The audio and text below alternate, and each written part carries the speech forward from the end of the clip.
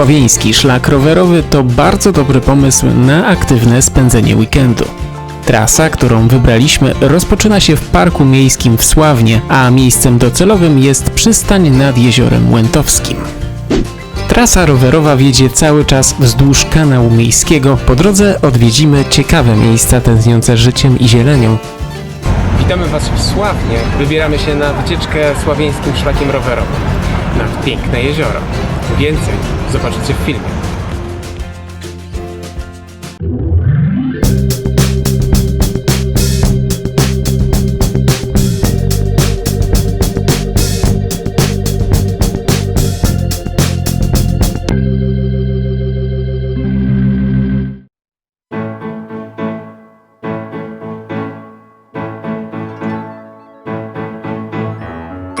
Pozdrawiamy ze Sławna, miasta o ponad 700-letniej historii, które prawa miejskie otrzymało od pomorskich możnowładców, braci Jana, Piotra i Wawrzyńca Święców. Ich podobizny, wyrzeźbione przez ludowego artysta, możemy zobaczyć nieopodal średniowiecznej bramy, będącej jedną z dwóch pozostałości po murach obronnych miasta.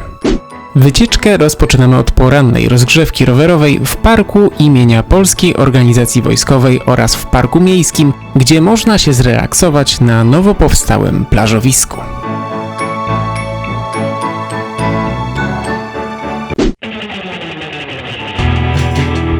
Zielone tereny Sławna idealnie nadają się do wypoczynku. Ścieżki rowerowe poprowadzone zostały m.in. wzdłuż kanału miejskiego, po którym dosłownie stadami pływają kaczki.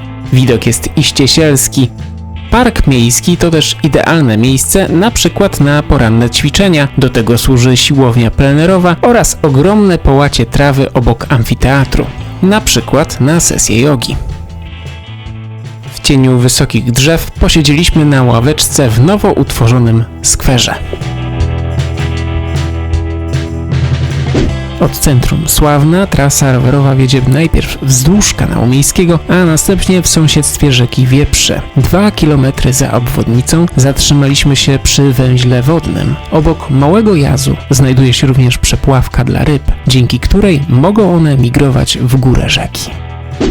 Na sławieńskim szlaku rowerowym na każdym skrzyżowaniu towarzyszyły nam drogowskazy z informacjami o możliwych kierunkach, bowiem sławieński szlak rowerowy to pajęczyna składająca się z wielu przecinających się tras rowerowych. Drogowskazy informują o odległości dzielącej nas od celu. I tak dojeżdżając do Pomiłowa mieliśmy już za sobą około 4 km drogi. Dalszy odcinek szlaku wiedzie dawnym torem kolejowym w kierunku Korzybia. Ta leśna trasa biegnie po utwardzonej nawierzchni. W niektórych miejscach trzeba uważać na bardziej piaszczyste fragmenty ścieżki, trudne do przejechania. Po drodze przejedziemy po dawnym poniemieckim moście nad niewielką rzeczką, która akurat w tym czasie, kiedy my jechaliśmy, była niemal cała pokryta zieloną roślinnością. Pierwszym przystankiem na trasie była przystań rowerowa zlokalizowana niedaleko Gwiazdówka. Jest to niewielki plac z 3 wiatami oraz ze stojakami na rowery. Relaks w lesie, z dala od miejskiego gwaru, to jest to, na co czekaliśmy. Jesteśmy teraz tutaj na przystani rowerowej. Pojedziemy teraz dalej i skręcimy w prawo na Gwiazdowo, później na Żukowo i na Łętowo i będziemy na przystani w Łętowie.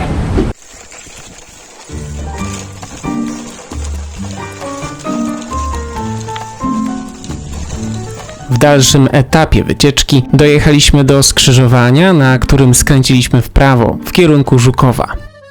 Tutaj czekało nas trudne podejście pod górkę po kamienistej drodze. Trasa zmieniła się w pokrytą płytami drogę przebiegającą przez środek pola malowanego zbożem. W wielu miejscach mogliśmy obserwować swojskie widoki oraz pracujących na polu rolników.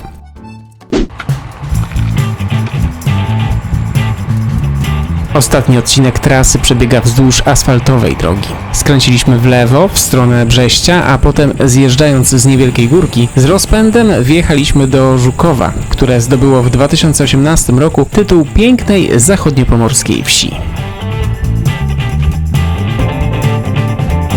Miejscowość rzeczywiście może pochwalić się niepowtarzalnym klimatem. Wiele domostw udekorowano rzeźbami lub malunkami, wszędzie są kwiaty, a pobocza drogi uporządkowane.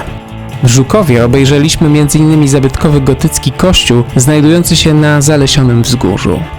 Za wsią skręciliśmy w lewo, rozpoczynając ostatni etap podróży. Na końcu tej drogi czekało na nas Łętowo, miejscowość słynąca przede wszystkim z sąsiedztwa jeziora o tej samej nazwie, będącego zieloną enklawą wolną od turystyki i komercji.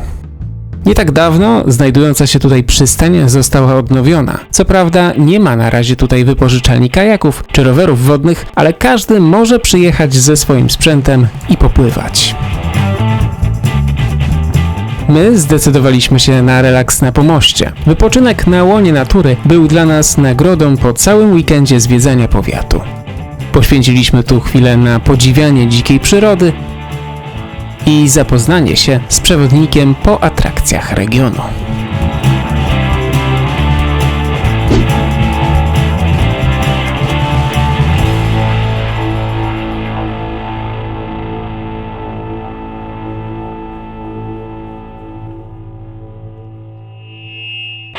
Zasubskrybujcie kanał, włączcie dzwonek, aby nie przegapić żadnego nowego filmu.